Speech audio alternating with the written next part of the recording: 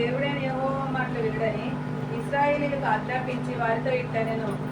సర్వలోకనాథుని నిబంధన మందసము మీకు ముందుగా యోర్దానును దాటబోచున్నది గనక జీవము గల దేవుడు మీ మధ్య నున్నాడనియు, ఆయన నిశ్చయముగా మీ ఎదుట నుండి కనానీయులను, హిత్తీయులను, హివ్వీయులను, పెరిజీయులను, గెర్గీషీయులను, అమోరీయులను, యోబూసీయులను వెళ్ళగొట్టుననియు దీని వలన మీరు తెలుసుకొందురు. కాబట్టి ప్రతి గోత్రమునకు ఒక్కొక్క మనుష్యుని ఇశ్రాయేలీల గోత్రములో నుండి 12 మనుషులను ఏర్పరచుకొనుడి. సర్వలోక నాథులకు యెహోవా నిబంధన మందసమును యాజకుల అరకాళ్ళు యోర్దాను నీళ్లను ముట్టగానే యోర్దాను నీళ్లు అనగా ఎగువ నుండి పారు నీళ్లు ఆపబడి ఏకరాశిగా నిలుచును. దేవునికి మహిమ కలుగును గాక. హల్లెలూయా చెప్దాము విగ్రహ స్వరం ఎత్తి హల్లెలూయా. మరొక రోజు మరి దేవుని మాటలు ధ్యానం చేసుకునే బాధ్యతను ప్రభు మనల్ని 9 నెలలు మనల్ని కాచి కాపాడి ఈ అక్టోబర్ మాసం మరి యొక్క 10వ నెల 6వ తారీఖు మొదటి ఆదివారం దేవుని సన్నిధిలో విధంగా దేవుని వాక్యము ధ్యానం చేసుకునే బాధ్యతను ప్రభు మనకి ఇచ్చున్నాడు. చదవబడిన ఈ వాక్యములో 3వ అధ్యాయం 7వ వచనం ఉంది కదా. అప్పుడు యెహోవా యెహోషువతో ఇట్లనెను, నేను మోషేకు తోడై ఉండినట్లు నీకును తోడై ఉందనని ఇశ్రాయేలీయులందరూ ఎరుగునట్లు నేడు వారి కన్నుల ఎదుట నిన్ను గొప్ప చేయ మొదలు పెట్టెదను. దేవునికి మహిమ కలుగునుగాక. హల్లెలూయా. ఇక్కడ మనం చూసుకున్నట్లయితే ఈ మాసములో దేవుడు మనకిచ్చిన ఈ వాగ్దానం 3వ అధ్యాయం 7వ వచనం, నేడు వారి కన్నుల ఎదుట నిన్ను గొప్ప చేయ మొదలు పెట్టెదను. ఇక్కడ మనం చూసుకున్నట్లయితే యెహోషువ ఇశ్రాయేలీయులకు నాయకులుగా ఉన్నారు. అప్పటిదాకా ఉన్న మోషే చనిపోయాడు. ఆయన తదనంతరం యెహోషువ నాయకుడయ్యాడు. అయితే యెహోషువ ఎప్పుడైతే నాయకుడయ్యాడో ప్రజలు యెహోషువను గౌరవించటం జరగట్లా. ఎందుకంటే ఆయన ఒక యవనస్తుడు, యెహోషువ ఒక యవనస్తుడు. మోషే తదనంతరం నాయకత్వ లక్షణం నాయకుడిగా అయినవాడు. మరి యెహోషువను అంతగా పట్టించుకున్నట్లుగా లేదా ఆయన గౌరవించినట్లుగా కనపడతలేదు. యెహోషువ చాలా డిసప్పాయింట్తో ఉన్నాడు. ఎందుకంటే తన వయసు రీతిగా చిన్నవాడు. రెండోది యెహోషువ ఆయన మరి దేవుడు వారికి నాయకుడిగా ఉన్నాడు. మరి వారిని నా మాట వారు వింటారా లేదో అని యెహోషువ కొంత ఆలోచన కలిగి ఉన్నాడు. అయితే దేవుడు యెహోషువతో మాట్లాడుతున్నాడు. ఏమంటాడంటే, యెహోషువ, నేను మోషేకు తోడై ఉండినట్లు నీకును తోడై ఉందనని ఇశ్రాయేలీయులందరూ ఎరుగునట్లు నువ్వు ఏమైతే ఆలోచిస్తున్నావో, ఏమైతే దిగులుగా ఉన్నావో, మోషేకు నేను ఎలా తోడుగా ఉన్నానో ఇదిగో నీకు కూడా నేను అలాగే తోడై ఉంటాను, నీకు తోడై ఉంటాను అని ప్రజలు ఎరుగుతారు. 2, నేడు వారి కన్నుల ఎదుట, నేడు అంటే ఈరోజు వారి కన్నుల ఎదుట, ఇశ్రాయేలీయుల కన్నుల ఎదుట నిన్ను నేను గొప్ప చేయ మొదలు పెట్టెదను. హల్లెలూయా. ఈ మాసంలో ప్రభు మనను ఆ విధంగా గొప్ప చేయ మొదలు పెట్టునుగాక. ఆమేన్. గొప్పగా దీవించునుగాక. దేవుడు వాగ్దానం చేసిన వాడు. ఆయన ఎవరంట? నమ్మదగిన వాడు. మాట ఇచ్చి ఆయన నెరవేర్చేవాడు. ఆయన మాట తప్పని దేవుడు. ఆయన మాట తప్పటానికి ఆయన నరుడు కాదు. ఇన్ని మాటలు మనకు తెలిసి ఉన్నాయి. అయితే ఈ వాక్యములో ఎలాగా యెహోషువను గొప్ప చేయ మొదలు పెట్టాడంటే, వీళ్ళు యోర్దాను నదిని దాటాలి ఇశ్రాయేలీయులు. అయితే దేవుడు వారికి ఒక ఆజ్ఞ, కొన్ని విషయాలు చెప్పుకుంటూ 3వ అధ్యాయంలో వారికి యెహోషువతో దేవుడు మాట్లాడుతూ వచ్చాడు. మాట్లాడుతూ వచ్చినప్పుడు యెహోషువ ఇశ్రాయేలుతో మాట్లాడుతున్నాడు.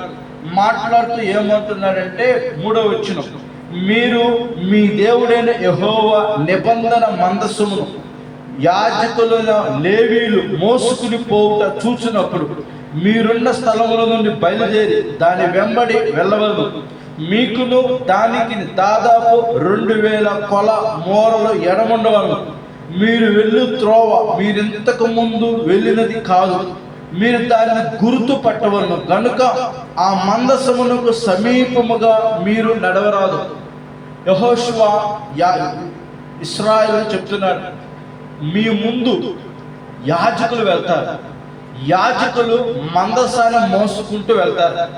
అయితే ఇప్పటి వరకు మీరు వెళ్ళిన త్రోవ కాదది, అది క్రొత్త మార్గం. అయితే ఈ మార్గము గుండా ముందు ఎవరు వెళ్తారంటే యాజకులు మందసాన్ని మోసుకుంటూ వెళ్తారు. మీరు వారి వెనకాల రండి. ఎంత దూరం ఉండాలంట? సుమారు దాదాపు 2000 కొల మూరలు ఎడమను.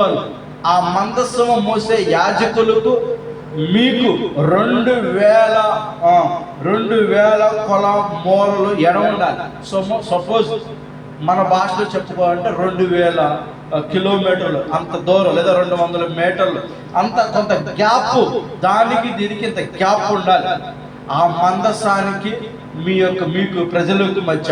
ఎందుకంటే ఆ మందస్సము ఎవరు మోస్తున్నారు? యాజకులు మోస్తున్నారు. మీరు ఆ మందసాన్ని ముట్టుకునే అవకాశం ఉండకూడదు, దూరంగా అంత గ్యాప్ ఉండాలన్నాడు. సరేనని వారికి యెహోషువ చెప్తున్నాడు. తర్వాత ఏమన్నాడు? 5వ వచనం, యెహోషువ రేపు యెహోవా మీ మధ్య అద్భుత కార్యం చేయును గనుక మిమ్మల్ని మీరు పరిశుద్ధపరచుకోవడని జనులకు ఆజ్ఞ ఇచ్చింది. మీరు నిబంధన మందస్సం ఎత్తుకుని ప్రజల ముందర నడువుడని యాజకులకు సెలవీయగా వారు ఆ నిబంధన మందస్సు ఎత్తుకుని ప్రజల ముందర నడిచేది. యెహోషువ అన్నాడు, యాజకులారా మీరు నిబంధన మందస్సు ముందు పెట్టుకుని మీరు నడవండి, జనాలు వెనకాల నడుస్తారు. అయితే ఏం చేయబోతున్నారంటే దేవుడు రేపు మిమ్మల్ని అద్భుతం చేయబోతున్నాడు. దేవునికి స్తోత్రం, హల్లెలూయా. రేపు దేవుడు అద్భుతం చేయబోతున్నాడు. అయితే ఆ అద్భుత కార్యములు మీరు చూడాలంటే మిమ్మల్ని మీరు పరిశుద్ధపరచుకోండి. అంటే రేపు ఈ యోర్దాను నది మీరు దాటాలి. ఆ దాటడానికి యాజకులు మందసాన్ని మోసుకుంటూ ముందుకెళ్తారు. ఆ మందసం మోసుకుంటూ ముందుకెళ్ళినప్పుడు ప్రజలు మీరు ఇంత కిలోమీటర్లు ఇంత దూరం మీరు ఉండాలి. అయితే రేపు ఈ కార్యం జరగాలి. ఈ కార్యం జరగాలంటే ఈ రోజు మిమ్మల్ని మీరు పరిశుద్ధపరచుకోండి, ఆ అద్భుతం మీరు చూస్తారన్నాడు. దేవునికి స్తోత్రం, హల్లెలూయా. వారు చెప్పినట్టుగా, దేవుడు చెప్పినట్టుగా ఎగ్జాక్ట్ వాళ్ళు పరిశుద్ధపరచుకున్నారు. ఏదైనా దోషాలు పాపం ఏదైనా తప్పులున్నా అన్ని దేవుడు ఒప్పుకుంటున్నారు. జనులకు ఆజ్ఞాపించారు. ఎవరికి ఆజ్ఞాపించారంట? మిమ్మల్ని మీరు పరిశుద్ధపరచుకున్నది జనులకు ఆజ్ఞ ఇచ్చును. ఆ ఇశ్రాయేలులందరికీ యెహోషువ చెప్తున్నాడు, మిమ్మల్ని మీరు పరిశుద్ధపరచుకోండి. వారు పరిశుద్ధపరచుకున్నారు. తెల్లారు అయింది, సమయం వచ్చింది. దేవుడు యెహోషువతో మాట్లాడాడు. యెహోషువ నువ్వు ఏం భయపడబాక, మోషే నీకు తోడే ఉన్నట్లు, మోషేకి నేను తోడే ఉన్నట్లు నీకు కూడా తోడే ఉంటాను, అద్భుతం చేయబోతాను, నిన్ను గొప్ప చేయ మొదలు పెట్టుతాను అన్నాడు. అలాగే ఆ కింద 8వ వచనం చూడండి, మీరు యోర్దాను నీళ్ళ దగ్గరికి వచ్చి యోర్దాను నిలువుడని నిబంధన మందసము యాజకులు ఆజ్ఞాపించు. కాబట్టి యెహోషువ మీరు ఇక్కడికి వచ్చి మీ దేవుడి యెహోవా మాట వినులని ఇశ్రాయేలుకు ఆజ్ఞాపించు. వారితో ఇట్లా సర్వలోక నాథుని నిబంధన మందస్సు మీకు ముందుగా యోర్దాను దాటపోవచ్చును గనక జీవంలో దేవుడు మీ మధ్య ఉన్నాడని, ఆయన నిశ్చయంగా మీ ఎదుటి కనానీయులు, హిత్తీలు, హివ్వీలు, పెరిజ్జీలు, గిర్గాషీలు, అమోరీలు, యోబూసులు వెళ్ళగొట్టిందని దీని వల్ల మీరు తెలుసుకుంది. కాబట్టి ప్రతి గోత్రంలో ఒక్కొక్క మనుషులు ఇశ్రాయేలు గోత్రం నుండి 12 మనుషులు ఏర్పరచుకుని సర్వలోక నాథులకు యెహోవా నిబంధన మందస్సు మోయు యాజకుల అరకాలు యోర్దాను నీళ్ళు ముట్టగానే యోర్దాను నీళ్లు అనగా ఎగువ నుండి పారు నీళ్లు ఆపబడి ఏకరాశిగా నిలుచును. దేవునికి స్తోత్రం, హల్లెలూయా. యాజకులకు ఇశ్రాయేలుకు మోషే చెప్తున్నాడు, ఇదిగో మీరు మందస్సును మోసుకుని ఆ యోర్దానులో మీ కాళ్ళు అలా ఆ నదిలోకి దిగంగానే, జస్ట్ మీ కాళ్ళు ఆ నదిలో టచ్ అవ్వగానే ఆగిపోతే, ఎక్కడి నుంచి వచ్చే ఆ వాటర్ అంతా ఆగిపోతుంది. మీరు ఆ మందసానికి దూరముగా, ఇంత దూరంలో ఉండే ప్రజలారా మీరు నడవండి అని చెప్తున్నాడు. అప్పుడు వాళ్ళు నడుస్తున్నారు. 14 కోతకాలం అంతా యోర్దాను దాని గట్లన్నిటి మీద పొర్లిపారు. నిబంధన మందసము యాజకులు జనులకు ముందుగా వెళ్ళును. యోర్దాను దాటుటకై జనులు తన గుడారాలను బయలుదేరి అప్పుడు ఆ మందస్సు మోయేవారు యోర్దానులో దిగిన తర్వాత మందస్సము యాజకుల నీటి అంచును మునగగానే పైనుండి పారు నీళ్లు బహు దూరమున సారేతున ఆదామును పురముల దగ్గరకు ఏకరాశిగా నిలుచును.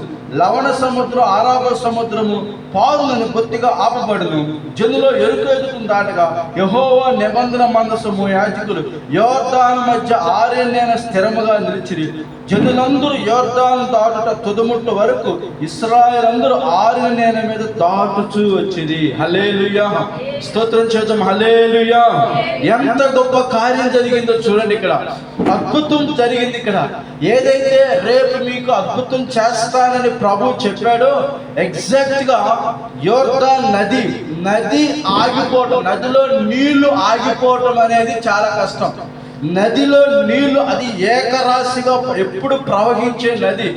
ఆ వీళ్ళు నది దాటుకుని అవతలకి వెళ్ళాలి. ఈ నది దాటుకుంటూ అవతలకి వెళ్ళాలంటే వాళ్ళు తాము పరిశుద్ధపరుచుకున్నారు. యాజకులేమో మందసం మోసారు. ఆ యాజకుల కాళ్ళు, అందుకే సువార్త చేయు పాదములు ఎంతో సుందరమైనవి అంట. అందుకే చూడండి, దేవుడు సేవకులను ఎందుకు ఏర్పాటు చేసుకుంటాడంటే వారు దేవుని యొక్క ప్రతినిధిగా ఏర్పాటు చేసుకుంటాడు. అందుకే దేవుని యొక్క సేవకులను వెంబడించాలి ప్రజలు, విశ్వాసులు, సంఘం అంతా సేవకుని యొక్క ఆలోచనలను, సేవకుని యొక్క ఉద్దేశాల ప్రకారంగా విశ్వాసులుగా నడుచుకున్నప్పుడు ఆ సంఘం ఆశీర్వదించబడతా ఉంటుంది. అలాగే ఇక్కడ జరిగింది అదే. ఈ యోర్దాను దాటడానికి కారణం యాజకులైన వీళ్ళు నీళ్లు ఆ నీళ్ళ కాలుకు తాకంగానే వెంటనే ఆ నీళ్లు ఆగిపోయింది. జనులందరూ ఈ నది దాటి అవతలకు వెళ్ళేంత వరకు ఆ మధ్యలో ఎవరున్నారంట? యాజకులు ఉన్నారు. ఆ యాజకుల భుజాల మీద ఏముంది? మందసం ఉంది. చూసారా? కష్టం వచ్చిన మొదటి యాజకుడికే, బాధ వచ్చిన మొదటి యాజకుడికే, సేవకుడికే. ఇప్పుడు ప్రజలందరూ పోయేదాకా వీళ్ళు మధ్యలోనే ఉన్నారు. ఆ మధ్యలో ఉన్నంత వరకు వీళ్ళకి నీళ్లు ఏం టచ్ కాలేదు. ఒక ఆరిన నేలగా ప్రజలందరూ ఏం చేశారంట? అవతలకి దాటుకుంటూ వెళ్ళిపోయారు. దేవునికి స్తోత్రం. హల్లెలూయా. చూసారా ఎంత గొప్ప ఆశ్చర్యం. మనం వెంబడించాల్సింది దేవుని సేవ చేసే ఆత్మీయులైన నాయకుల యొక్క ఆలోచన ప్రకారం మనం నడిచేవారుగా ఉన్నట్లయితే వారు ఏం చేస్తారంటే మీ సమస్యలకు మధ్యలో నిలబడి మీకోసం చెయ్యెత్తి ప్రార్థన చేస్తారు. హాయికను ఇశ్రాయేలుకి అక్కడ యుద్ధం జరుగుతున్నప్పుడు మోషే ఏం చేస్తాడు? చెయ్యెత్తుతాడు. చెయ్యెత్తి ప్రార్థన చేస్తున్నప్పుడు అప్పుడు చెయ్యెత్తి ప్రార్థన చేసినంతసేపు ఇశ్రాయేలు గెలుస్తారు. చెయ్యి ఏమవుతుంది? దించేలోపు దిగంగానే, చెయ్యి దింపుకోగానే మళ్ళీ ఇశ్రాయేలు ఏం చేస్తారు? ఓడిపోతూ ఉంటారు. ఎప్పుడైతే చెయ్య దిగిపోయినప్పుడు ఓడిపోతున్నారని తెలియగానే కుడివైపున ఒకళ్ళు, ఎడవైపున ఒకళ్ళు వచ్చి అహరోను హోరోను వచ్చి వాళ్ళందరూ ఏం చేశారు? మోషే చెయ్యి దింపుకోకుండా వాళ్ళు సపోర్ట్గా నిలబడ్డారు. దేవునికి స్తోత్రం. హల్లెలూయా. ఎప్పుడైతే సేవకుల యొక్క ఆలోచన ప్రకారం మనం వెళ్తా ఉంటామో మనము కూడా ఆశీర్వదించబడతాం. ఎందుకంటే వారు మందసాన్ని మోస్తున్నారు. మందసాన్ని మోసే యాజకులు వాళ్ళు. ఆ మందసం మోసే యాజకులు కాళ్ళు, ఆ సమస్య, ఆ కష్టం వారు కాళ్ళు మోపంగానే చాలా మంది చాలాసార్లు సాక్ష్యం చెప్తారు. అయ్యా మీరు వచ్చి ప్రార్థన చేశారు, మీరు వచ్చి ప్రార్థన చేసేసిన తర్వాత ఎంత విడుదల వచ్చిందో, ఎంత ఆరోగ్యం వచ్చిందో, లేదా నాకున్న సమస్య ఎన్ని ఇబ్బందులు తొలగిపోయాయి అని బోలు మంది ఎంతో మంది నాకు సాక్ష్యం చెప్పిన వాళ్ళు ఉన్నారు. దేవునికి స్తోత్రం. హల్లెలూయా. అంటే సేవకుడు గొప్ప కాదు, ఆ సేవకుడు మోసే మందసము గొప్ప. హల్లెలూయా. ఆ మందసం ఎవరంటే దేవుడిని మోస్తూ ఉంటారు. కాబట్టి వారు పెట్టిన కాలు, అందుకే నీ పాదములు ఎంతో సుందరమైనవి, సువార్త చే పాదములు ఎంతో ఏమైనవి అంట? సుందరమైనవి అంటున్నాడు. అందుకే ఈ సమస్య తొలగిపోవాలంటే యాజకులు అక్కడ పాలు మోపంగానే వెంటనే వెంటనే ఆ యోర్దాను దాటుకుంటూ వచ్చారు. ఇలాగా యెహోషువ చెప్పినట్టుగా అందరూ దాటి వచ్చిన తర్వాత మళ్ళా యాజకులు కూడా, ఆ మందసం మోసే యాజకులు కూడా ఆ మధ్యలో నుంచి అవతలకు వెళ్ళిపోయారు వాళ్ళతో పాటు. ఎప్పుడైతే వెళ్ళిపోయారో మళ్ళా వాటర్ అంతా ఏమైపోయినాయి అంట, ఏకమైపోయాయి. అయితే మధ్యలో వాళ్ళు దాటక ముందులో మధ్యలో ఏం చేశారంటే 12 గోత్రాల్లో నుంచి 12 మంది 12 రాళ్ళు తీసుకుని ఒక గుర్తుగా, దేవుడు ఈ యోర్దాను నదిని మనం దాటించాడని ఒక గుర్తుగా, ఒక ఆనవాలుగా 12 రాళ్ళు తీసుకురామని ఒక గుర్తుగా తీసుకొచ్చాడు. తీసుకొచ్చిన తర్వాత 4వ అధ్యాయం ఏం జరిగిందో చూడండి. 17వ వచనం, 4వ అధ్యాయం 17వ వచనం. జనులందరూ దాటిన తర్వాత వారు చూచుండగా యెహోవా మందసం మోయు యాజకులు కూడా దాటారు. మరియు ఇశ్రాయేలు చూచుండగా రూబేనీయులు, గాదీయులు, మనష్షే అర్థగోత్రపు వారు మోషే వారితో చెప్పినట్టు యుద్ధ సందులు దాటారు. సేవలో ఇంచుమించు 40,000 మంది యుద్ధ సన్నద్ధులై యుద్ధము చేయుటకు యెహోవా సన్నిధిలో యెరికో మైదానం దాటి వచ్చింది. ఆ దినమున యెహోవా ఇశ్రాయేలు యెహోషువను గొప్ప చేసిన గనక వారు మోషేను గౌరవపరిచినట్లు అతని బ్రతుకు దినములన్నిటిని అతన్ని ఏం చేశారంట, గౌరవపరిచిరి. హల్లెలూయా. 3వ అధ్యాయంలో ఏం చెప్పాడు యెహోషువతో, నేడు ఇశ్రాయేలీయుల కన్నుల ఎదుట నిన్నేం చేస్తాను, గొప్ప చేయ మొదలు పెడతాను. నా ఇంటి చూడండి, ఇశ్రాయేలీయుల ఎదుట నిన్నేం చేస్తానంటే గొప్ప చేయ మొదలు పెడతానని 3వ అధ్యాయం చెప్పాడు. 4వ అధ్యాయం ఏం చేశాడు, యెహోషువ ఏం చేశాడు, వారి కన్నుల ఎదుట అక్కడ అద్భుతం జరిగి యోర్దాను నది దాటిన విషయం అద్భుతం చూసి ప్రజలందరూ, మోషేను ఎర్ర సముద్రం ఎలాగైతే దేవుడు దాటించి మనం తీసుకొచ్చాడు మోషే నాయకత్వంలో, ఈరోజు యెహోషువ నాయకత్వంలో మనల్ని కూడా ఈ యోర్దాను దాటుకొని తీసుకొచ్చాడు. కాబట్టి మనమందరం ఇంకా ఎవరికి లోబడదామంటే యెహోషువకు లోబడదాం, యెహోషువను గౌరవిద్దాం, యెహోషువను నమస్కరిద్దాం, యెహోషువకు మనము మర్యాద ఇద్దాం, యెహోషువను గౌరవిద్దామని అలా కన్నులు ఎదుట యెహోషువను దేవుడు ఏం చేశాడంట, గొప్ప చేశాడు. ఆయన ఇచ్చిన మాట ఏం చేశాడు దేవుడు, మాట నెరవేర్చింది దేవుడు. యెహోషువను గొప్ప చేసిన దేవుడు. మరొక మాట నేను చెప్తాను చూడండి. మరొక వ్యక్తిని, కొంతమందిని దేవుడు ఏ విధంగా మాట ఇచ్చి గొప్ప చేశాడో చెప్తున్నాను ఈరోజు. ఎందుకంటే ఆయన మాట ఇచ్చే దేవుడు, మాట వాగ్దానం ఇచ్చే దేవుడు, ఆ వాగ్దానం ఇచ్చి నెరవేర్చే దేవుడు. ఆదికాండం 12వ అధ్యాయం 1-2 వచనాలు మనం చూసుకుందాం. ఆదికాండం 12వ అధ్యాయము 1-2 వచనం మనం చదివినట్లయితే, యెహోవా అంటున్నాడు అబ్రహాముతో, నీవు లేచి నీ దేశము నుండి, నీ బంధువుల యొద్ద నుండి, నీ తండ్రి ఇంటి నుండి బయలుదేరి నేను నీకు చూపించు దేశమునికి వెళ్ళుము. నిన్ను గొప్ప జనముగా చేసి నిన్ను ఆశీర్వదించి నీ నామమును గొప్ప చేయుదును. నీవు ఆశీర్వాదముగా ఉండువు. నిన్ను ఆశీర్వదించు వారిని ఆశీర్వదించును, నిన్ను దూషించు వారిని శపించుదును. భూమి యొక్క సమస్త వంశము నీయందు ఆశీర్వదించబడునని అబ్రాముతో అనగా. హల్లెలూయా. మొదటగా యెహోషువను గొప్ప చేసిన దేవుడు. యెహోషువను గొప్ప చేయడం కారణం, యెహోషువలో ఏ లక్షణం ఉంది, ఏ ఆత్మీయ లక్షణం ఉందంటే దేవుని మాటకు లోబడ్డాడు. దేవుడు చెప్పినట్టుగానే యాజకులు మందసను మోసుకుని వెళ్ళారు. అలా వెళ్ళమన్నాడు. ఇశ్రాయేలు ప్రజలు ఇంత దూరం ఉండమన్నాడు. మీరు బయలుదేరండి, దేవుడు మనకు తోడుగా ఉంటాడు అని చెప్పాడు. విశ్వాసం ఉంచిన యెహోషువ దేవుడు మాట మీద దేవుడి మాటకు లోబడ్డాడు. అందుకే యెహోషువను దేవుడు ఏం చేశాడు, గొప్ప చేశాడు. మన జీవితంలో మనం గొప్పవారుగా అవ్వాలంటే, దేవుడు మనల్ని గొప్పగా చేయాలంటే మొదటి లక్షణం ఏంటంటే మనము దేవుడి మాట వినేవారుగా ఉండాలి.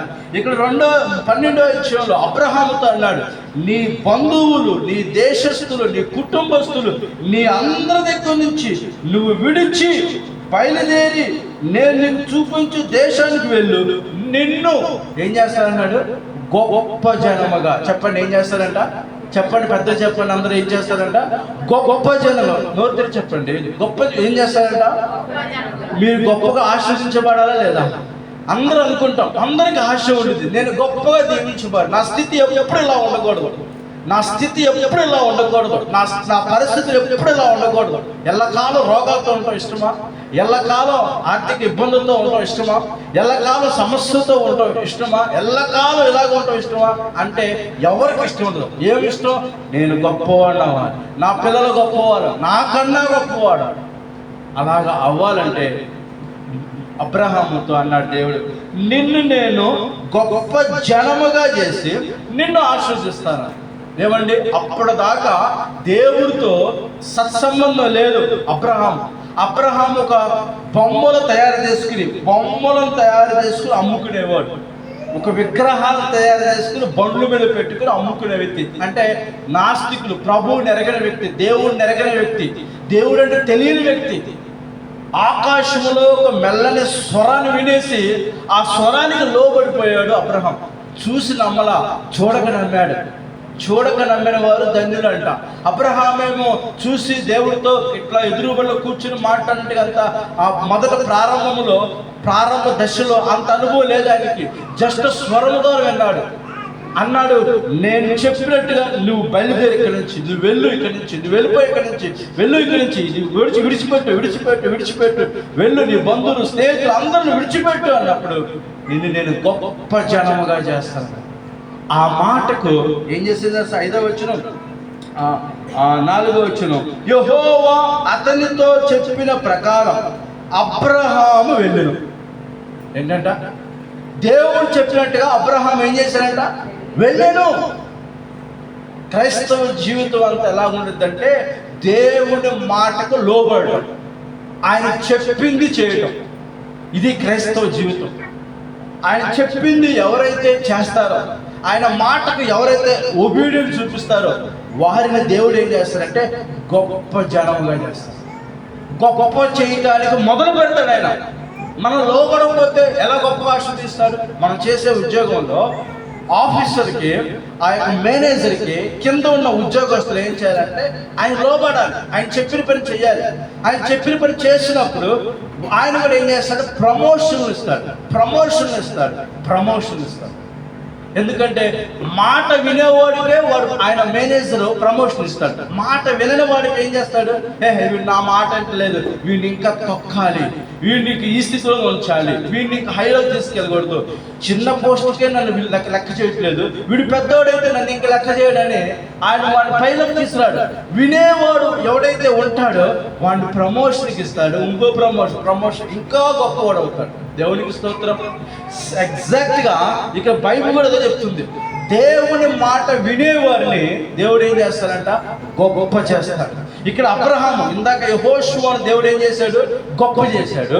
ఇక్కడ అబ్రహామును కూడా ఎప్పుడు చేస్తానన్నాడు అంటే ఏమి తెలీదు, నువ్వు నా మాట విని నేను చెప్పినట్టుగా నువ్వు నడు అన్నాడు. అంతే. ఆ మాటకు అబ్రహాం లోబడ్డాడంతే. యెహోవా అతనితో చెప్పిన ప్రకారము అబ్రహాము వెళ్ళెను అంటే అబ్రహాము నమ్మెను. దేవుడి మాట నమ్మాడు అంటే విశ్వసించాడు, అంటే ఆ మాటకు లోబడ్డాడు. ఈరోజు మనము కూడా దీవించబడాలంటే ఒకటే, దేవుని మాటకు లోబడాడు. దేవుని చెప్పిన మాటకి, అంటే డైరెక్ట్గా దేవుడు నీతో మాట్లాడతాడు అనుకోండి, వాక్యం ద్వారా దేవుడు నీతో మాట్లాడతాడు, లేదా సేవకుడు ద్వారా నీతో మాట్లాడతాడు. చెప్పిన మాట వినేవారుగా ఉన్నట్లయితే దేవుడు వారిని ఏం చేస్తారంట? గొప్ప చేస్తాడు. అయితే దేవుడు చెప్పాడు, ఇక్కడ 12వ అధ్యాయంలో ఏమీ లేదు, భార్య మాత్రమే ఉంది, పిల్లలు లేరు, ఏమీ లేదు, ఆస్తి లేదు, ఏమీ లేదు, సింగిల్గా ఇద్దరే ఉన్నారు. మిమ్మల్ని నేను గొప్ప చేస్తాను, ఇక్కడ విడిచిపెట్టి మీరు బయలుదేరిపోండి అన్నాడు. 12వ అధ్యాయం చెప్పాడా? మళ్ళీ వారు ఎక్కడ ఆస్వాదించబడ్డాడు చూడండి. 24వ అధ్యాయంలో ఒక మాట, ఆదికాండం 24వ అధ్యాయము 35వ వచనం, ఆదికాండం 24వ అధ్యాయం 35వ వచనంలో, ఆదికాండం 24వ అధ్యాయము 35వ వచనం, నేను అబ్రహాము దాసుడను, యెహోవా నా యజమానుని బహుగా ఆశీర్వదించిన గనుక అతడు గొప్పవాడాయను. చూడండి, అబ్రహాము గురించి అబ్రహాము ఇంట్లో పనిచేసే ఎలియాజరు చెప్తున్నాడు.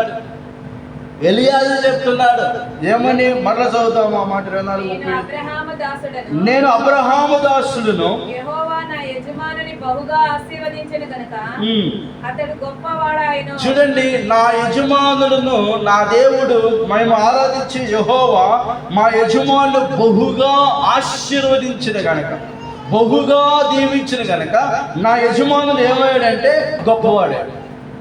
ఎక్కడ చెప్తున్నాడు? అబ్రహాం కొడుకుకి భార్యను తీసుకురామని ఎలియాజరు చెప్పాడు. ఎలియాజరు ఒక చోటకి వెళ్ళాడు.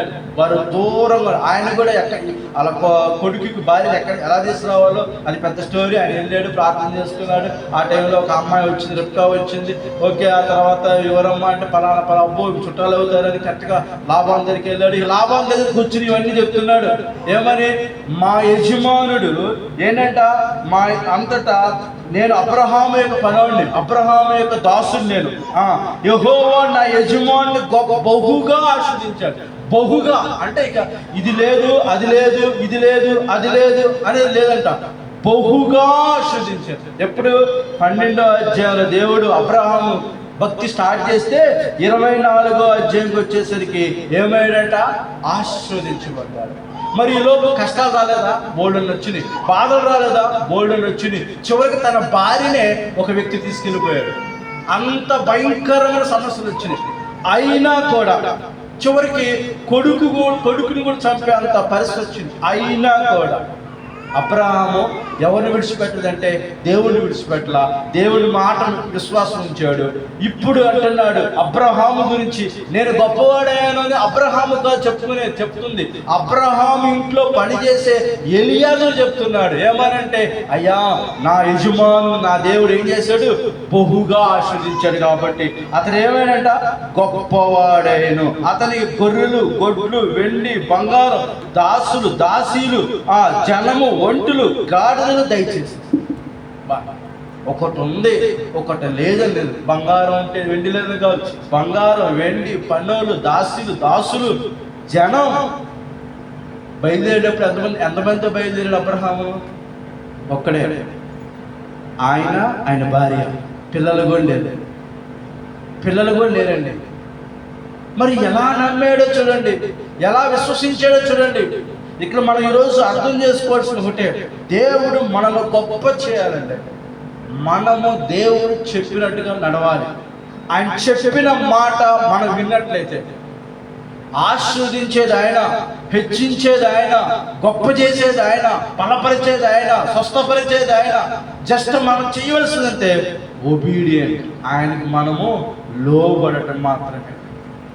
ఆయన సన్నిధికి వచ్చి ఆయన మాటలు మనం విని, ఆ మాటలు మన హృదయంలో ఉంచుకుని దాని ప్రకారం మనం నడవగలిగినట్లయితే, మనం జీవించగలిగినట్లయితే, ఒకసారి ఇమాజిన్ చేసుకోండి, ఒక్కడుగా వచ్చిన వాడు ఈరోజు ఎంత గొప్పగా ఆశీర్వదించబడ్డాడు.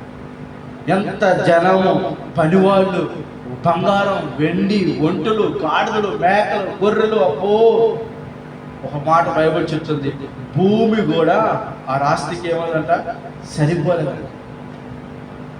ఈరోజు అబ్రహామును ఆశీర్వదించిన దేవుడే నాకు నీకు ఉన్నాడా? అబ్రహాం దేవుడేగా మనం ఆరాధించిన దేవుడు, అబ్రహాం పూజించిన దేవుడేగా మనం ఆరాధించిన దేవుడు. మరి అబ్రహాముకు మన తేడా ఏంటంటే, అబ్రహాం లోబడ్డాడు, మనం లోబడతాం, అంతే తేడా.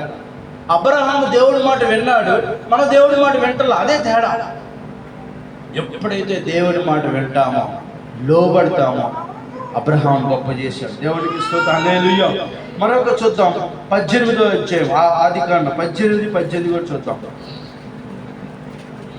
18వ అధ్యాయం 18వ వచనం. అబ్రహాము నిశ్చయముగా బలము గల గొప్ప జనమగును, అతని మూలముగా భూమిలోని సమస్త జనములను ఆశీర్వదింపబడును.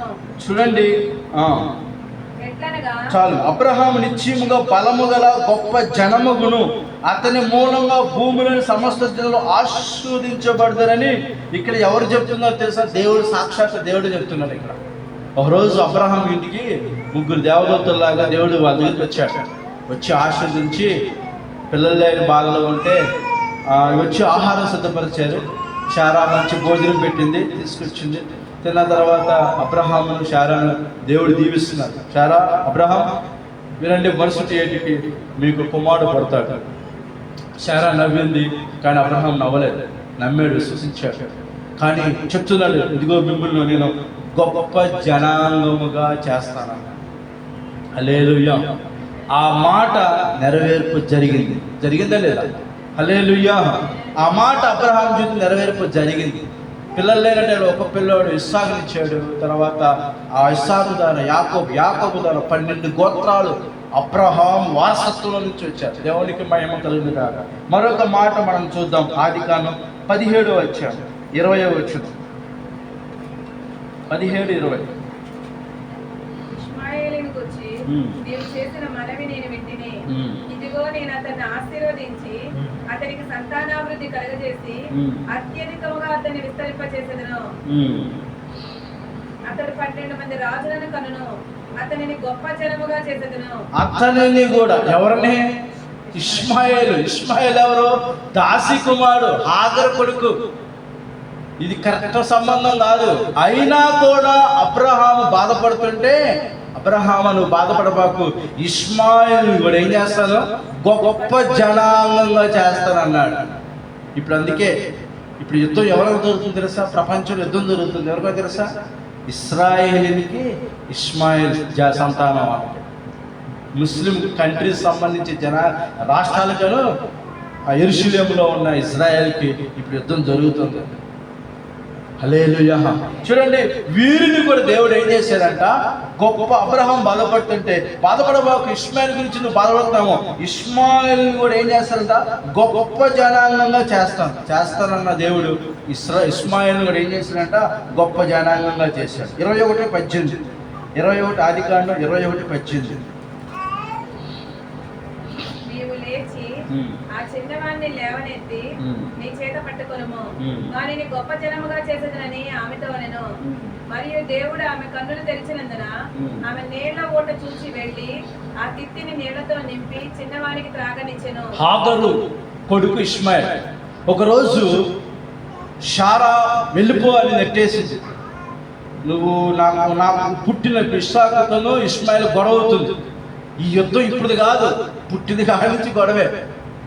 ఈ యుద్ధము ఇస్రాయేల్కి ఇష్మాయేల్ అంటే ముస్లిమ్స్కి, యెరూషలేముకు ఇస్లాం ఈ ముస్లిం కంట్రీస్ సంబంధించి దేశం యుద్ధం ఎప్పుడంటే బాల్యం నుంచి అబ్రహాము చేసిన ఒక పొరపాటు వల్ల.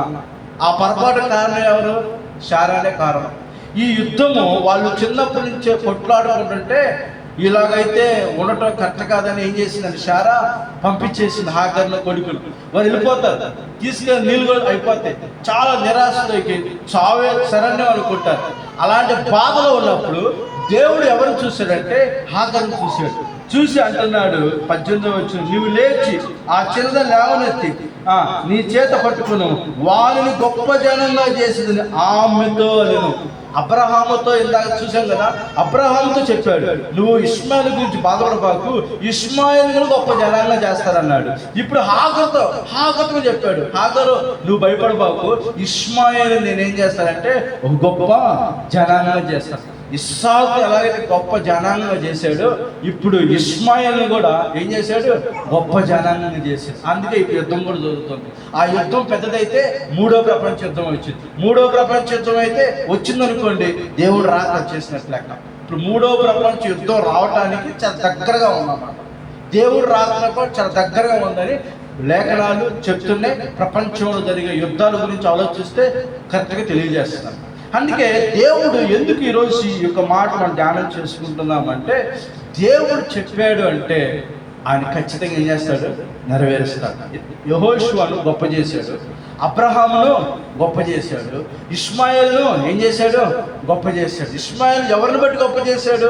అబ్రహామును బట్టి గొప్ప చేశాడు. హాగరు ప్రార్థన బట్టి ఇష్మాయేల్ను గొప్ప చేశాడు. ఇప్పుడు మరొక వ్యక్తిని చూద్దాం. చూడండి, ఆదికాండం 26వ అధ్యాయము 12వ వచనం. ఆదికాండం 26వ అధ్యాయం 12వ వచనం. ఇస్సాకు ఆ దేశమందున్న వాడై విత్తనము వేసి ఆ సంవత్సరము 100 ఫలము పొందెను. యెహోవా అతన్ని ఆశీర్వదించిన గనుక ఆ మనుషుడు గొప్పవాడాయను. అతని మిక్కిలి గొప్పవాడకు వరకు క్రమక్రమముగా అభివృద్ధి పొందుతూ వచ్చెను. అతనికి గొర్రెల ఆస్తియు గొడ్ల ఆస్తియు దాసులు గొప్ప సమూహమును కలిగినందున ఫిలిష్తీయులు అతని ఎంతో అసూయపడిరి. చూడండి, ఇక్కడ మనం చూసినట్లయితే యెహోషువ దేవుడు మాట్లాడినాడు, అబ్రహాము దేవుడు మాట్లాడినాడు. ఇప్పుడు ఇస్సాకు దగ్గరికి వచ్చింది, బాగా కరువు వచ్చింది. కరువు వస్తే 26వ అధ్యాయం మొదట్లో చూసుకున్నట్లయితే ఆ కరువు దినాల్లో ఇస్సాకు ఆ యొక్క చోటకి వెళ్దాం, ఐగుప్తులోకి వెళ్ళాలనుకుంటున్నాడు. ఐగుప్తు అంటే ఒక శపితమైన దేశం. ఐగుప్తు నుంచి దేవుడు తీసుకొచ్చిన తర్వాత మళ్ళీ ఐగుప్తుకి వెళ్ళకూడదు. ఇప్పుడు మనం అందరం లోకం నుంచి దేవుళ్ళలోకి వచ్చాం, మళ్ళా మన లోకంలోకి వెళ్ళకూడదు. దానికి దేవుడు ఒప్పుకోడు. ఈ ఐగుప్తులోకి వెళ్ళాలని, ఎందుకంటే కరువు వచ్చింది కదా. రూతు గ్రంథంలో ఏం జరిగింది? బెత్లెహేం దేశంలో ఉన్నారు రూతు భర్త, 2 కొడుకులు ఉన్నారు. ఇవేం చేసింది? కరువు వచ్చిందని మోయాబు దేశంకి వెళ్ళింది. మోయాబు దేశం ఎలాంటిది? శపితమైన దేశం. అక్కడికి ఎవరు దేవుడు ఎరిగిన వారు ఆ విగ్రహారాధ సంబంధమైన దేశంలోకి వెళ్ళకూడదు. ఈమెం చేసిందంటే, ఊరందరికి కరువులు ఉంది, ఈమెకి అందరికి కరువు ఉంది. ఊరందరికి లేని ఆలోచన ఈమెకి వచ్చేసి, అటు వెళ్తే బాగుపడతానేమో, అటు వెళ్తే రూపాయి సంపాదిస్తానేమోనని చక్కగా కరువులో నలుగురితో పాటు ఆ కరువులో దేవుడు ఉండమన్న స్థలంలో వాళ్ళు ఉండకోకుండా ఏదో సంపాదిద్దామని వెళ్ళారు. ఏమైంది? భర్తను కోల్పోయింది, విగ్రహారాధన పిల్లల నుంచి పెళ్లి చేసింది, కొడుకులు చచ్చిపోయారు, ఆమె విధురాలైపోయింది, కోడలు విధురాలైపోయింది. చివరికి మళ్ళీ ఒంటరిగా వెళ్ళింది. ఆ మంచిగా వెళ్ళింది అక్కడికి. చివరికి మళ్ళా తిరిగి బెత్లెహేం దేశంకి వచ్చినప్పుడు ఎలా వచ్చింది? రొట్టెల దేశంకి వచ్చినప్పుడు ఎలా వచ్చిందంటే ఒంటరిగా వచ్చింది, విధవరాలుగా వచ్చింది. చక్కగా మంచి ఏమంటారు గృహిణి, మంచిగా భర్త ఉన్న మోయాబు దేశంకి వెళ్తే మళ్ళీ తిరిగి వచ్చేసరికి భర్త లేని విధవరాలుగా వచ్చేసి ఎంత నష్టం జరిగిందో చూడండి. అందుకే దేవుడి మాట వింటే దేవుడు వారిని ఆశీర్వదిస్తాడు. అయితే మన దేవుడు నయోమిని ఎక్కడ ఆశీర్వదించాడు? మళ్ళా బెత్లెహేం రొట్టెల దేశంలోనే ఆశీర్వదించాడు. అయితే ఇక్కడ ఇస్సాకు కూడా కరువు వచ్చిందని ఏం చేశాడంటే ఐగుప్తుకి వెళ్దాం అనుకున్నాడు. వెంటనే దేవుడు కలుగు చేసుకున్నాడు, ఇస్సాకు వెళ్ళొద్దు, ఇక్కడే ఉండు, నేను చెప్పేదాకా ఇక్కడే ఉండు, నేను వెళ్ళమన్నప్పుడు నువ్వు వెళ్ళు, నేను చెప్పేది ఇక్కడే ఉండు, ఇదిగో నిన్ను ఇక్కడ ఆశీర్వదిస్తా, నిన్ను నేను గొప్పగా దీవిస్తా అన్నాడు. సరేనని ఇస్సాకు దేవుడి మాట ఏం చేశాడు? విన్నాడు. కరువులు కష్టాల్లో కూడా దేవుడి మాట వినటం అంటే ఎంత విశ్వాసం ఉండాలి తెలుసా? శ్రమలలో కూడా దేవుడి మాట వినటం అంటే వాళ్ళకి ఎంత విశ్వాసం ఉండాలి. ఇస్సాకు యొక్క తండ్రి ఎవరో? విశ్వాసులకు తండ్రి అయిన, గొప్ప జనాంగం తండ్రి అయిన. అందుకే ఆ వారసత్వ లక్షణాలు ఇస్సాకులో వచ్చేసింది. అందుకే ఇస్సాకు మంచి విశ్వాసం లేనివాడు. అబ్రహాము దేవుడు ఇస్సాకుతో చెప్పినప్పుడు, ఇస్సాకు నువ్వు వెళ్ళదు, ఇక్కడే ఉండి అన్నప్పుడు కరువులో కూడా అక్కడే ఉండి దేవుడు స్తుతించాడు, దేవుడి మాట విన్నాడు. విన్న తర్వాత ఏం జరిగింది తెలుసా? 26వ అధ్యాయం మనం చదువుకున్నాం కదా ఇప్పుడు. అప్పుడు ఏం జరిగింది? ఆ దేశం ముందు ఇస్సాకు విత్తనం వేసి ఆ సంవత్సరం 100 ఫలం పొందును. యెహోవా అతను ఆశీర్వదించిన గనక ఆ మనుష్యుడు ఏమయ్యాడు? చెప్పండి, ఏమయ్యాడు? గొప్పవాడయ్యాడు. అంటే మనం చేసే ప్రతి పని ఆశీర్వదించబడాలంటే ఎవరు ఆశీర్వదించాలి? దేవుడు ఆశీర్వదించాలి. మనం గొప్ప వాళ్ళు అవ్వాలంటే మన వ్యాపారం, మన ఉద్యోగం, మన ప్రతిదీ కూడా ఆయన ఆశీర్వదించాలి. ఇస్సాకును ఆశీర్వదిస్తే ఇస్సాకు ఏమైనంట? గొప్పవాడాను, అతని మిక్కిలి గొప్పవాడు వరకు క్రమంగా అభివృద్ధి పొందుతూ వచ్చును. ఆ అభివృద్ధి ఎలా వచ్చిందంటే ఆ ఫిలిస్తీన్లు అసూయపడేంత అభివృద్ధి ఎవరికి వచ్చిందంటే ఇస్సాకు వచ్చింది. అంటే దేవుడు ఆశీర్వదిస్తే శత్రువులు, మన బంధువులు, మన చుట్టాలు, మన కళ్ళ మనం చూసిన వాళ్ళు, వాళ్ళ కంటికి అసూయ కలిగేంత విధంగా ఆశీర్వదిస్తారు. హల్లెలూయా, దేవునికి స్తోత్రం, హల్లెలూయా. మనల్ని తగ్గించే దేవుడు కాదు ఆయన, ఆయన హెచ్చించే దేవుడే కానీ తక్కువ చేసే దేవుడు కాదు. అయితే మనమే కంగారు పడిపోతాం, మనమే త్వరగా ఇదైపోతూ ఉంటాం. మనము ఆయన మాటకు లోబడుతూ వింటానప్పుడు కష్టాల్లో కూడా వినాలి. కష్టాల్లో కూడా దేవుడి మాట వినటం అంటే అది గొప్ప విశ్వాసం. ఇస్సాకు విన్నాడు. ఆ కరువులో కూడా ఇస్సాకు ఏం చేశాడు? గొప్పవాడు చేశాడు. శత్రువులు కూడా అసూయపడ్డారు. వీడేంట్రా మా ఊరు వచ్చి ఇంత గొప్పగా ఆశీర్వదించబడ్డాడని అసూయపడ్డారు. అసూయపడేంత గొప్పగా దేవుడు ఇస్సాకును ఆస్వాదించాడు. కారణం ఇస్సాకు కూడా ఎవరి మాట విన్నారు చెప్పండి? ఎవరి మాట విన్నాడు? దేవుడి మాట. ఈరోజు గొప్పవాడు అవడానికి ఒకటే దేవుడి మాట అంటారు. మరొక మాట చదువుకుని ప్రార్థన చేసుకున్నాం. యాకోబు ఆదికాండం 48, ఆదికాండం 48:3. యోసేపును చూచి కనాను దేశమందలి లూజులో సర్వశక్తి గల దేవుడు నాకు కనబడి నన్ను ఆశీర్వదించి, ఇదిగో నీకు సంతానాభివృద్ధి పొందించి నిన్ను విస్తరింపచేసి నీవు జనముల సమూహమగునట్లు చేసి నీ తరువాత నీ సంతానములకు ఈ దేశమును నిత్య స్వాస్థ్యముగా ఇచ్చేదనని సెలవిచ్చెను. ఇదిగో నేను ఐగుప్తునకు నీ యొద్దకు రాకమునుపు ఐగుప్తు దేశంలో నీకు పుట్టిన నీ 2 కుమారులు నా బిడ్డలే. రూబేను షిమ్యోనుల వలె ఎఫ్రాయిము మనష్షే నా బిడ్డలై ఉందురు. దేవునికి స్తోత్రం, హల్లెలూయా. ఇక్కడ మనం చూసినట్లయితే యాకోబుతో కూడా దేవుడు చెప్తున్నాడు. యాకోబును కూడా ఇలాగ చెప్పాడు. యోసేపును చూచి కనాను దేశమందు లూజులో సరస్వతి దేవుడు నాకు కనబడి నన్ను ఆస్వాదించి, యోసేపు విషయంలో కూడా మనకు ఆస్వాదించి జరుగుతుంది. ఇక్కడ దీనికంటే ముందు ఒక మాట చూద్దాం. యాకోబు గురించి చూద్దాం. యాకోబును కూడా వెళ్ళు నిన్ను గొప్ప జనంగా చేసిదా అంటాడు. Thank you Jesus. సారీ, అది దానికది 35వ అధ్యాయంలో మనం చూసినట్లయితే ఆ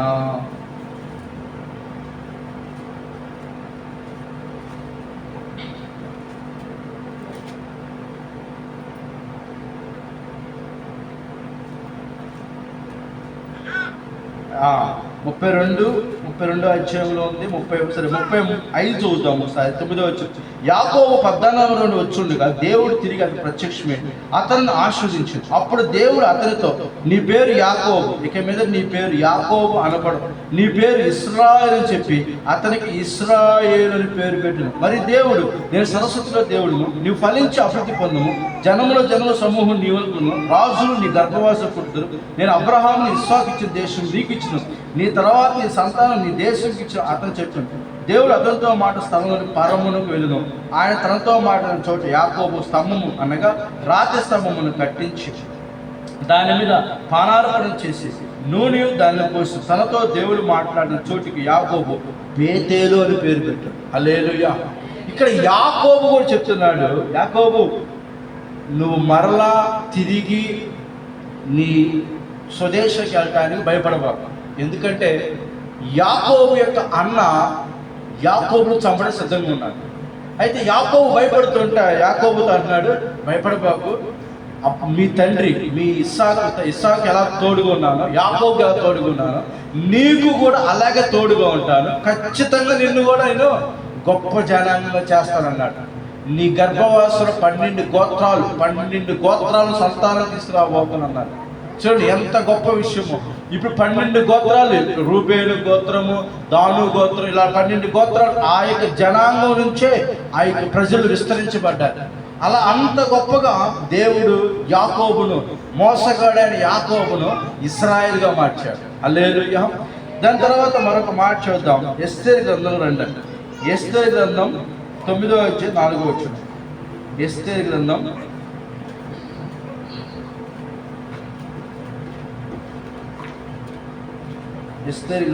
9వ అధ్యాయం 4వ వచనం.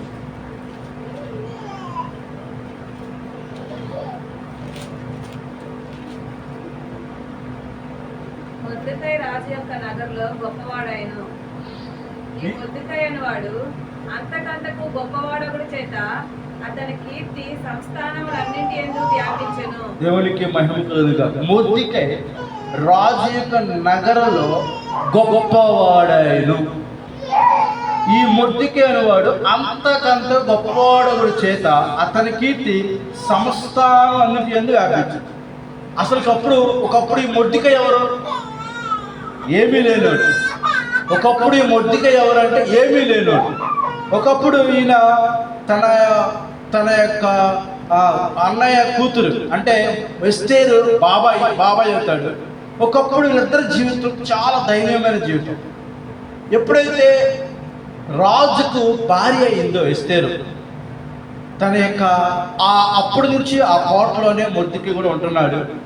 కానీ మొర్దెకైకి అప్పుడు దాకా విలువ లేదు, ఆయన ఎవరో పట్టించుకునే వ్యక్తులు కాదు. ఒకానొక రోజున మొర్దెకైని చంపాలనుకున్నాడు హామాను. అసలు మొర్దెకైనే కాదు, మొర్దెకై యొక్క జాతిని చంపాలనుకున్నాడు. అలాంటి కష్టాలు మొర్దెకైకి వచ్చింది. కానీ దేవుడు చూస్తుండే దేవుడు కాదు. తన ప్రజలు, తన బిడ్డలు, నమ్మకస్తుల పట్ల దేవుడు కృప చూపుతూ ఉంటాడు. దేవుడి మీద నమ్మకం వచ్చిన వారి కష్టాలు వచ్చినా కూడా వాళ్ళు నిలబడినప్పుడు వాళ్ళు దేవుడు తోడుగా ఉంటాడు. ఎవడైతే మొర్దెకైను ఉరితిద్దామని 50 అడుగులు ఎత్తు ఉరికమ్మని సిద్ధం చేశాడో, చివరికి మొర్దెకై సావ దాంట్లో హామానే చచ్చిపోయాడు. దేవునికి స్తోత్రం, హల్లెలూయా. హామానుకున్న మొర్దెకైని రకరకాల హింస పెట్టనుకున్నాడు. కానీ దేవుడు ఏం చేసేసా, మొర్దెకైను రథం మీద ఎక్కించి హామాను చేత ఊరేగింపు చేశాడు. దేవునికి మహిమ కలుగుగాక. చూడండి, ఒకప్పుడు మొర్దెకై జీవితం మనం చూసుకున్నట్లయితే చాలా ధైర్యమైన జీవితం, చాలా ఇబ్బందులకరమైన జీవితం. కానీ మరి మొర్దెకై ఈరోజు 9వ అధ్యాయం చూసినట్టే, మొర్దెకై రాజు నగరంలో ఆ రాజ్యములు ఎలా ఉన్నాడంట, గొప్పవాడాడు. ఈ మొర్దెకై అనేవాడు అంతకంత గొప్పవాడు చేత అతని కీర్తి ఆ యొక్క సంస్థానాన్ని వ్యాపించి, ఆయన గురించి ఊర్లు ఆ దేశం అంతా ఏమైందంట, వ్యాపించిపోయిందంట. ప్రారంభంలో మొదట కొద్దిగా ఉండొచ్చు, తుదకు ఏమవుతా అంటున్నాడు, మహా అభిరుచిగా. క్రైస్తవ జీవితం అంతా ఏంటంటే ప్రారంభంలో కొద్దిగా ఉండొచ్చు, ప్రారంభంలో ఏమీ లేకపోవచ్చు. కానీ దేవుడు తను నమ్మిన ప్రజలను ఆయన గొప్ప చేస్తాడు. తన మీద విశ్వసించిన వారిని, తనకు లోబడిన వారి మీద ఆయన గొప్పగా ఆశీర్వదిస్తాడు. మొర్దెకైను అలాగా ఆశీర్వదించాడు. కారణం మొర్దెకై కూడా దేవుడి మాటకు లోబడ్డాడు. దేవునికి మహిమ కలుగుగాక. హల్లెలూయా. చివరిగా సామెత గ్రంథం 4:8 చూద్దాం. 4:8 సామెత 4:8.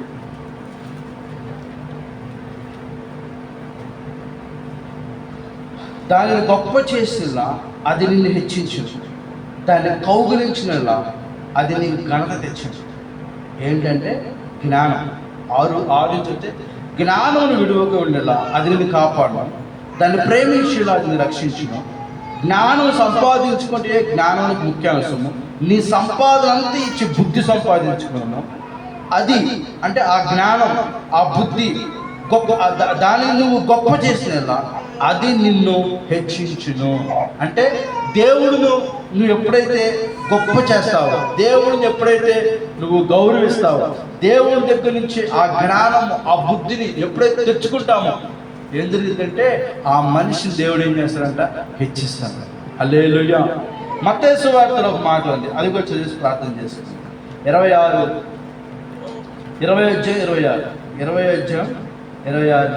అక్కడ కూడా యేసు ఎవడు గొప్పవాడు అంటుంటే, మీలో అలా ఉండకూడదు. మీలో ఎవడు గొప్పవాడు ఉండకూడనో వాడు మీ పరిచయం ఉండవాడు. మీలో ఎవడు ముఖ్యులై ఉండకూడనో వాడు మీ దాసులేడు. అలాగే మనిషి కుమార్ పరిచారం చేయించుకోవాలి, కానీ పరిచారం చేయించు అనేది ప్రతిగా విమోచ క్రయధనంగా తన ప్రాణం ఇచ్చుటకు వచ్చినని చెప్పాడు. 23:11 కూడా ఒక మాట ఉంది దాంట్లో, మత్తయి సువార్త 23:11, మీలో అందరికంటే గొప్పవాడు మీకు పరిచారం ఉండవను, తన్ను తాను హెచ్చించుకున్నవాడు తగ్గించబడును, తన్ను తాను తగ్గించుకున్నవాడు హెచ్చించబడును. హల్లెలూయా. ఇక్కడ మనం చూసుకున్నట్లయితే ఇక్కడే లాస్ట్గా ఈ మాటలు మనం జాగ్రత్తగా విన్నట్లయితే, ఎవరిని దేవుడు గొప్పవాడిని చేస్తాడు, ఎవరిని దేవుడు హెచ్చిస్తాడంటే దేవుడి మాట విన్నవాడు, తగ్గించుకుని దేవుడి మాటకు లోబడివాడు, తను తాను తగ్గించుకున్నవాడు ఖచ్చితంగా హెచ్చించు. అందుకే ఇందాక మనం పాడుకున్నాం, ఈ లోకం ఒక మాయని మనం తెలుసుకోవాలి. ఈ హోదా, ఈ గర్వం, ఈ అసూయ, ఈ ద్వేషం, పగ, ఈర్ష్య, ఈ కులం, మతం, ఈ యొక్క లోకంలో ఉంటే వాడు అలాగే ఉంటాడు. ఎవడైతే దేవుడికి లోబడి తగ్గించుకునే వాడుగా ఉంటాడో ఖచ్చితంగా వాడిని దీవిస్తాడు. యెహోషువ దేవుడి మాట విన్నాడు, హెచ్చించబడ్డాడు. అబ్రహాం దేవుడి మాట విన్నాడు, హెచ్చించబడ్డాడు. ఇస్సాకు దేవుడి మాట విన్నాడు, హెచ్చించబడ్డాడు. యాకోబు దేవుడి మాట విన్నాడు, హెచ్చించబడ్డాడు. ఇక్కడ మనం చూసినట్లయితే మొర్దెకై దేవుడి మాట విన్నాడు, హెచ్చించబడ్డాడు. ఈరోజు మనము కూడా ఒక నిర్ణయం తీసుకున్నాం, ఎవరి మాట విన్నా వినకపోయినా దేవుడి మాట వింటే, దేవునికి మనం లోబడే వ్యక్తిగా మనం అవ్వగలిగినట్లయితే, వీళ్ళందరి కష్టాలు రాలేదా? బోర్డుని వచ్చింది. శ్రమలు రాలేదా? బోర్డుని వచ్చింది. ఇబ్బందులు రాలేదా? రోగాలు రాలేదా? బోర్డుని వచ్చింది. అయినా కూడా వారు ఎలాగున్నారంట? నమ్మకంగా ఉన్నారు. దేవుడు తగ్గించుకున్నారు, ఓర్చుకున్నారు, ఓపిక కలిగి ఉన్నారు. దేవుడు వారిని ఆశీర్వదించాడు. ఈరోజు నువ్వు నేను కూడా అలా ఆశీర్వదించబడాలంటే, దేవుడికి మనల్ని గొప్ప చేయాలంటే ఒక తీర్మానం తీసుకున్నాం. ప్రభువా, నీ మాట మేము వినాలని, నీ మాట విని ఆ భాగ్యత ఇచ్చేయని మనం కూడా ప్రార్థన చేసుకున్నాం. అందరూ కళ్ళు మూసుకున్నట్లయితే చిన్న ప్రార్థన చేసుకుందాం. ఈరోజు దేవుడు ఇంతమందిని దేవుడు గొప్ప చేశాడు. మనల్ని ఎందుకు గొప్ప చేయలేడు? మనం కూడా ఆ దేవుడిని ఆరాధించేది. వాళ్ళందరూ దేవుడి మాట విన్నారు. ఈరోజు నీవు నేను కూడా అలాగ దేవుడి మాట విన్నట్లయితే, ఇదిగో ఈ నెలలో, ఈ అక్టోబర్ మాసంలో నిన్ను నన్ను గొప్ప చేయడానికి ఆయన సిద్ధంగా ఉన్నాడు. నువ్వు ఆయన ప్రేమించి, నువ్వు ఆయన ఘనపరిచినట్లయితే ఆయన మనల్ని హెచ్చిస్తాడు. ఆయన మనం లోబడినట్లయితే ఆయన మనకు సహాయం చేస్తాడు. ఎత్తుబడి వాక్యం ఆ హృదయం దీర్ఘని ఫలించబడే విధంగా ఒక చిన్న ప్రార్థన చేద్దామా? అందరూ ప్రార్థన చేద్దాం. ఎవరైనా ప్రేరేపించబడి ఒక చిన్న ప్రార్థన చేద్దాం. హల్లెలూయా, స్తోత్రం, స్తోత్రం. Thank you Jesus.